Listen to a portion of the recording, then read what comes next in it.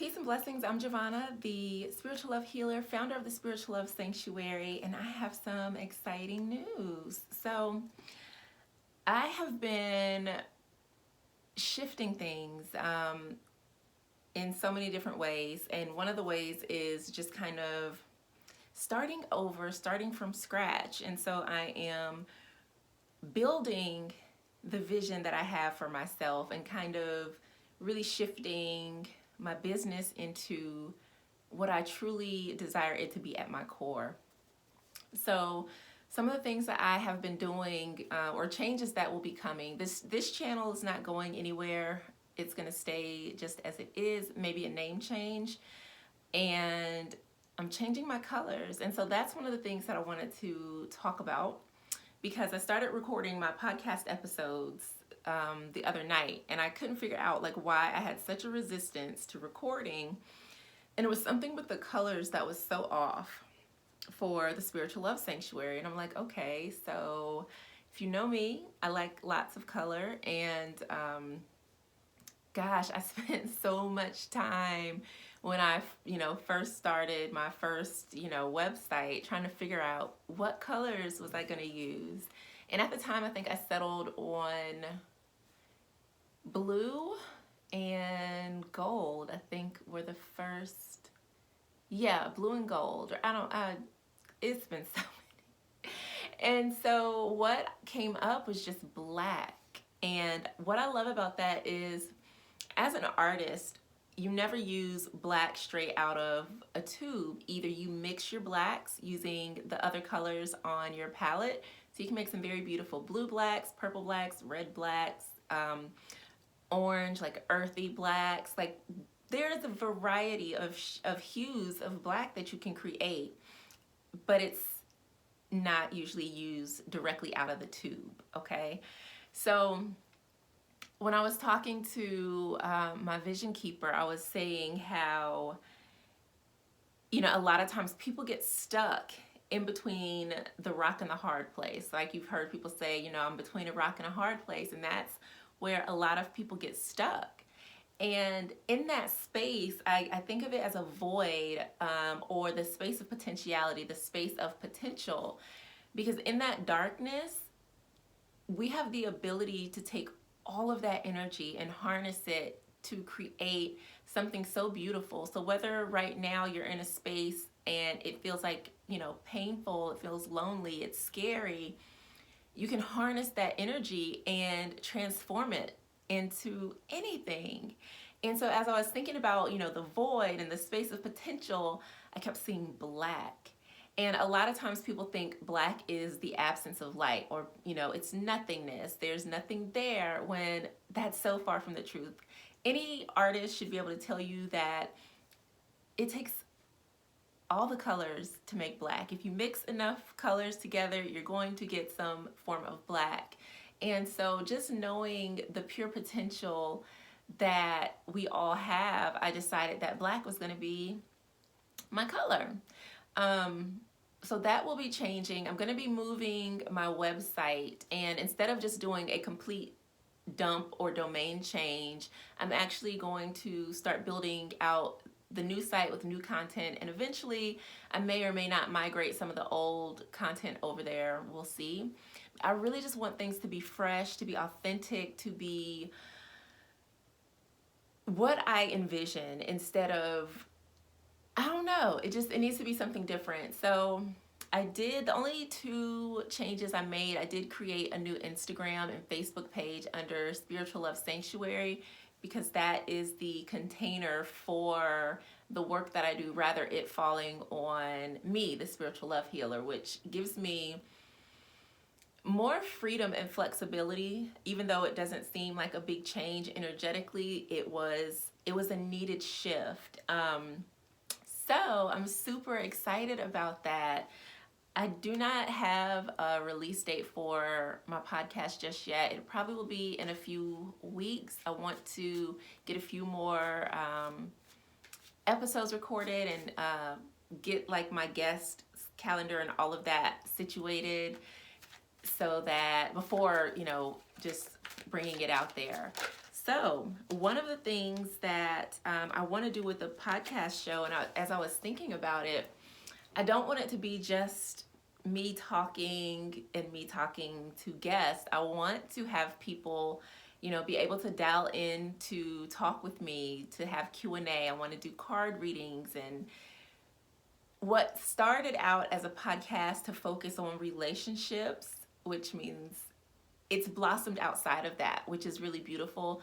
I'll still focus again on healing and love, but a lot of people love and relationships want to know more about healing and self-love, and I want to be able to provide that content also. So I'm very excited and cannot wait. But really why I'm here is because I got some new decks. I only have a couple in front of me. So I got 3. One is an oracle deck. I picked up the Tattoo Tarot, and this is the Hoodoo Tarot, which I absolutely love. I actually recorded a walkthrough of this deck, and then I didn't post it because it didn't feel right. I'm thinking that this deck will maybe replace, actually no, I have another deck to be my ancestor deck, so never mind. But I love the history and richness in this deck, and it's always a blessing to find decks created by people of color, for people of color, that focus on our history. Some of these images are like pictures, paintings that you would, just have seen anywhere, and the depth of emotion that these cards evoke is so powerful. When I purchased it, I saw the deck and I was like, ooh, gotta have it. So I didn't realize, I love the muted tone of this deck, because for whatever reason, and there is some color on the deck, but the muted tone, for some reason, it just makes it come alive in a different way, and it has this very ancient, ancestral, historic feel to it that comforts me. So I'm really loving this deck. Really loving this deck. So I just wanted to say hi because I missed you, and I have not done a video in a bit. So I'm still trying to get my schedule back on track. I kind of got thrown off track a couple weeks ago, and it just has not settled. So making space to show up and to share is something that I'm being more intentional about. And I'm hoping to get back into doing these spiritual love forecasts, and if I was set up properly, I would have done that, but I'm not. So actually, hold on, because I am going to get it together so that I can do a spiritual love forecast reading. Because as soon as I said it, it was like, you can't not do it now. So give me one sec. Okay, I'm back. So I shuffled and pulled, and what came up was really beautiful. So I'm using the Akashic Tarot and my Energy Oracle cards. And so the first card that I pulled was like the energy and its journey, which totally resonates. I'm shifting in my life, like things are just going in a different direction, and I think it's the case for a lot of people, as just getting clear on what's important and being inspired to really create what it is that we want. And so as I was shuffling, these 3 fell out of the deck, and what stood out here is the muse, like finding your inspiration. What is it that really drives you? What's important to you? That is your muse. It's what motivates you and pushes you through each day. And so when we see that, right, your inspiration needs to be what you're focused on and what you're building. And so it's important for you to realize that at this time, you have the power to create whatever it is that you desire. You need to follow your intuition, trust your spirit, follow those inspirational nudges, and you'll really start to manifest and build the life that you want. So pay attention to the things that are coming up for you, especially during Mercury retrograde. A lot of people fear retrograde, and it's I think very misunderstood, but from what I have experienced, a lot of things come up that are either important or that need to be healed or resolved in some kind of way. And some of the things that came up for me was like activities. I've talked before about, skating. That was something that I really loved to do when I was younger, and I haven't gone skating in a long time. And so that's one of the things that I am planning on doing, is buying a pair of skates and getting back out there and relearning how to skate, because that truly brought me joy. And little things like that can have a huge impact, because when we start to do things that make us feel good, things that are fun, things that make us happy, your energy level shift. Like, you start, when you're living in a place of happiness, doing the things that you love, you start to attract more good opportunities. You're more open, you're in a higher vibrational state, you're happier, and so you start to experience life from a different perspective. And I feel like this is what this journey is all about. This is about going towards what it is that you want. It's not even necessarily about having to leave anything behind. It's just changing your focus. A lot of times we're like, oh, I gotta let this go, I gotta cut this out. And sometimes it's not even about that. It's just about focusing on what inspires you, what moves you, like what song do you dance to? Where do you find beauty in life? What makes you happy? When you close your eyes, what do you envision doing? Like, what is your dream? That is what you're moving towards.